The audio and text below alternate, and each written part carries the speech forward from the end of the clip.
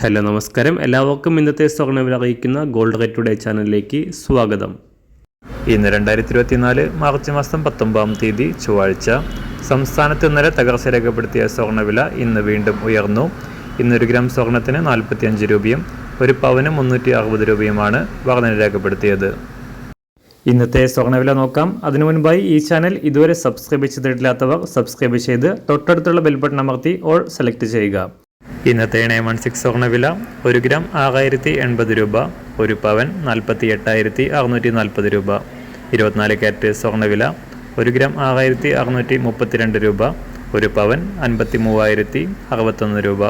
18 carrot സ്വർണ്ണവില 1 gram 4974 രൂപ, 1 പവൻ 39,796 രൂപ.